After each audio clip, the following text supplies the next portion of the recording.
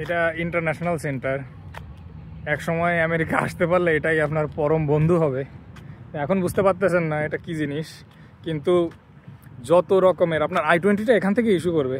তো যত রকমের আপনার অফিসিয়াল ডকুমেন্ট আছে, যা যা কাজ করবেন আপনি, যদি বাইরে কোনো জায়গায় কোনো কিছু কাজ করতে চান, এইখান থেকে ইউনিভার্সিটিতে যদি আপনার কোনো কাজের পারমিশনের প্রয়োজন হয়, তো এদের সঙ্গে যোগাযোগ করলেও এরা চেষ্টা করে। তো যা বলতেছিলাম, তো এখানে আসার পরে আপনার যে স্ট্রাগল, এইটা আপনি সহ্য করতে পারবেন, কারণ একটা আশা আছে পাশ করে বের হইলে একটা ওপিটি পাবেন, চাকরি করার ব্যবস্থা আপনার হবে।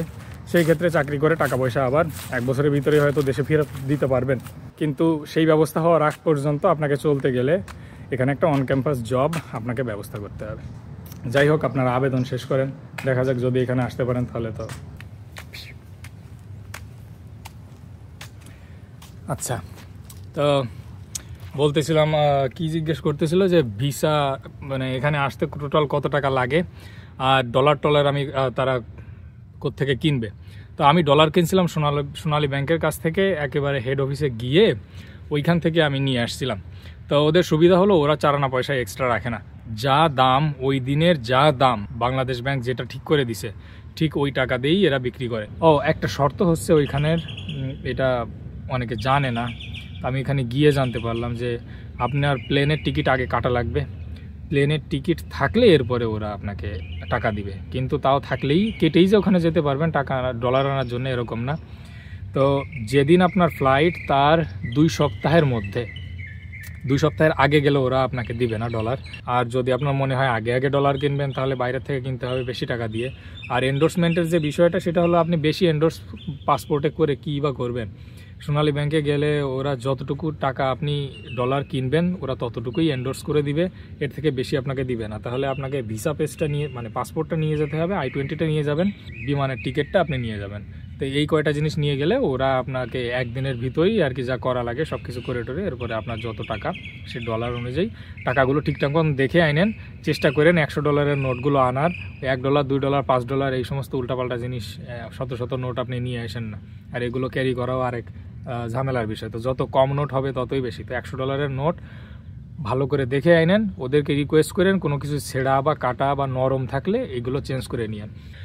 যেটা টোটাল টাকাটা যেটা এখানে লাগে আসার জন্যে, ধরেন পাসপোর্টের থেকে শুরু করেন। আমি করছিলাম, কারণ আমার পাসপোর্ট ফুরিয়ে গেছিলো 2 বছর আগে। তো পাসপোর্ট করতে গেলাম, সম্ভবত 21-22 দিনের ভিতরে পাসপোর্টটা দিয়ে দিল। পাসপোর্টের জন্য লাগছিল 7,500 টাকা। IELTS পরীক্ষা দেওয়ার জন্য লাগছিল 22,500 টাকা।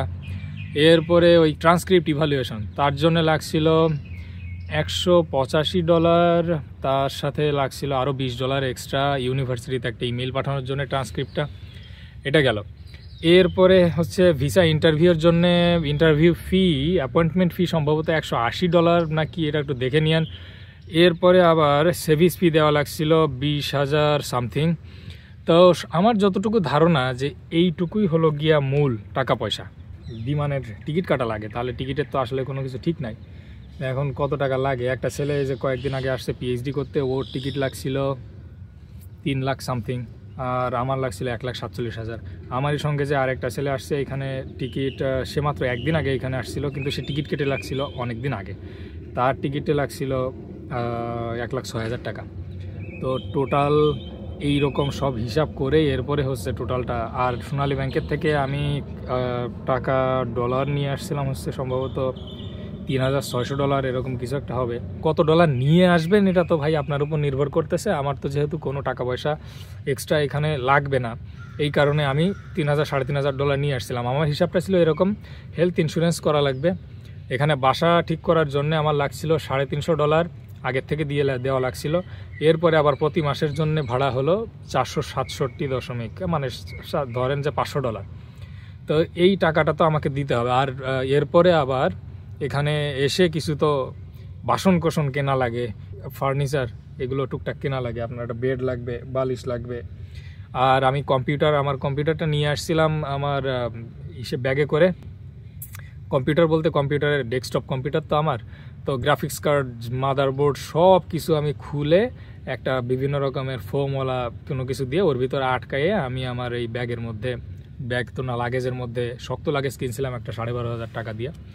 তো ওইটার মধ্যে করে আমি নিয়ে আসছি। তো ওটা একদম খুব ভালোভাবে এখানে আসছে। এখন তো কম্পিউটার চলতেছে। এখানে আসার পরে আমি একটা কেসিং কিনছি, একটা কেস কিনছি, আর একটা হচ্ছে গিয়া মনিটর কিনছি।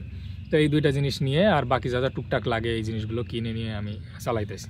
তো আপনার হিসাব হচ্ছে আপনি কি এখানে আপনার যদি টিউশন ফি পুরোটুকু না থাকে, মাফ না করে থাকে, তাহলে তো আপনাকে সেই টিউশন ফির জন্য টাকাটা নিয়ে আসা লাগবে। এখানে আসার পরে টাকা কেমনে আনবেন সেটা খুব কষ্টকর। এর থেকে ভালো টাকা একবারে নিয়ে আসেন। $12,000 নিয়ে আসা যায়, তো আপনি দরকার হইলে $12,000 নিয়ে আসেন। এরপরে 6টা মাস পরে যদি অন ক্যাম্পাস জব পেয়ে যান, তাহলে তো আপনি সে টাকা রেমিটলি আছে এইটা দিয়ে বাড়ি পাঠিয়ে দিতে পারেন। বরং ব্যাংকের থেকে টাকা ভাঙাইলে ডলার দিয়ে টাকা কিনলে যা পাইতেন তার থেকে আরও বেশি পাবেন, কিছুটা 2-1% বেশি দেয় বিকাশ টিকাশ বিভিন্নভাবে যদি পাঠান। এই আচ্ছা, আরেকজন জিজ্ঞেস করছেন যে আমেরিকায় কিভাবে বাসা ঠিক করবে। এটা যারা ভিসা পেয়ে গেছেন অলরেডি তাদের জন্য এটা খুবই জরুরি টপিক, কিংবা এমনিতে সবার জানার জন্য জেনে থাকা ভালো। অসুবিধার কী আছে? প্রত্যেকটা ইউনিভার্সিটিতেই ডরমিটরির জন্য আলাদা ইমেল অ্যাড্রেস দেওয়া থাকে। তাদের ওইখানে অনেক সময় সফটওয়্যার থাকে, অ্যাপ থাকে। তো আমাদের ইউনিভার্সিটির জন্য একটা অ্যাপ করে দেওয়া আছে। ইউনিভার্সিটির যখন একটা স্টুডেন্ট আইডি নাম্বার দেয় তখন ওই অ্যাপটাতে অ্যাক্সেস করা যায়। তো প্রথমবার ওরাই একটা ইমেল অ্যাড্রেস ক্রিয়েট করে দেবে, ইউনিভার্সিটির ইমেল অ্যাড্রেস, আর একটা পাসওয়ার্ড দিয়ে দেয় টেম্পোরারি। তো ওইটা দিয়ে একবার লগ ইন করার পরে পাসওয়ার্ডটা চেঞ্জ করতে হয়। এরপরে ওই অ্যাপগুলো অ্যাক্সেস করা যায়। তো আমাদের এখানে রেসিডেন্সিয়াল লাইফ নামে একটা অ্যাপ আছে। তো ওই অ্যাপটাতে লগ ইন করে আমাকে এখানে রেজিস্ট্রেশন করতে হয়েছিল। ফিক্সড ডিপোজিট হলো সম্ভবত $50 বা $100, এটা আমি দিয়ে দিয়েছিলাম। এটা হচ্ছে ডরমিটরির জন্যে। তো এখানে আমাদের 3টা ডরমিটরি আছে। একটা এই পিছনে প্রাইভেটিয়ার প্লেস, আরেক কর্নারে আমার ডিপার্টমেন্টের পাশে, সেটা হচ্ছে পঞ্চার ট্রেন হল। আরেকটা হলো আমাদের লাফিত ভিলেজ। তো লাফিত ভিলেজে যারা থাকে এটা হচ্ছে হয় মাস্টার্স বা তার থেকে উপরে যারা পড়ে এদের বিষয়, মানে এরা থাকতে পারে, ফ্যামিলি নিয়েও থাকতে পারে, টিচাররাও এখানে থাকতে পারে। আর অন্য জায়গাতে তো সাধারণ স্টুডেন্ট যারা আছে তারা থাকতেই পারে। আমি এই $350 টোটাল টাকাটা এখানে সাবমিট করি। সাবমিট করার পরে এনাদেরকে ইমেইল দিই। ইমেইল দেওয়ার পরে এরা আসলে কোনো কিছু ঠিক করে দেয় না। এইখানে যারা স্টুডেন্ট আছে বাংলাদেশি, ওনাদেরকে রিকোয়েস্ট করতে হয় যে ভাই আমার একটা ব্যবস্থা করে দেন। তো আমারই বাংলাদেশে একটা এখানে ছোটো ভাই আছে, ছোটো ভাই ঠিক না, সে পিএইচডি করতে এখানে আসছে, কিন্তু বয়সে ছোটো আর কি। তা সেই ছেলে এখানে আমার জন্যে কয়েকটা রুমে খোঁজখবর নিয়ে এরপরে যখন একটা রুম ফাঁকা পাইলো, সেই যে আমারই রুমমেট আর কি, সে ইন্ডিয়া থেকে, আর একটা বিশাল একটা পরিমাণের স্টুডেন্ট চলে যায় হচ্ছে প্রতি বছরের এই সামার শেষ হলে। সামার বলতে সামার ঠিক না, এই স্প্রিংটা শেষ হলে। সামারেতে একরকম বন্ধই থাকে সব কিছু, তো সামারে সবখানে ফাঁকা থাকে। তো এই স্প্রিংয়ের পরে চলে যায়। তো স্প্রিংয়ের পরপরই যারা আবেদন করে এখানে, আগে যারা ভিসা পায় তাদের জন্য হলো এই অসুবিধা। তো আবেদন করলে দেখা যায় যে অনেক রুম ফাঁকা থাকে। রুম ফাঁকা থাকলে ওইখানে মোটামুটি একটা কিছু পাওয়া যায়। তো ইউনিভার্সিটিতে ডরমিটরি পাওয়া এটা একরকম একটু সুবিধারও আবার অসুবিধারও। অনেক সময় দেখা যায় যে ডরমিটরিতে থাকতে গেলে অনেক ধরনের কন্ডিশন থাকে, থাকা খাওয়া, মানে আমাদের কোনো কন্ডিশন নাই, কিন্তু যারা পঞ্চাটন হল কিংবা প্রাইভেটের প্লেসে থাকে ওদের অসুবিধা হলো ওদের জন্য একটা মিল প্ল্যান থাকাই লাগবে। তো মিল প্ল্যানের জন্য দেখা যায় যে অনেক টাকা এক্সট্রা দেওয়া লাগে, এটা একটা অসুবিধা। তো আর যারা নিজেরা রান্না করে খেতে পারে তাদের জন্য তো একটা, মানে আমরা নিজেরা রান্না করে খাই, আমাদের জন্য কিচেন ব্যবস্থা করা আছে। তারপরে আমাদের জন্য আবার আলাদা ওয়াশিং মেশিনের ব্যবস্থা করা আছে। যাই হোক, এখানে বাংলাদেশি যারা আছে যে ইউনিভার্সিটিতে যান ওইখানে ওদের সঙ্গে যোগাযোগ করলে ওরা মোটামুটি ব্যবস্থাটা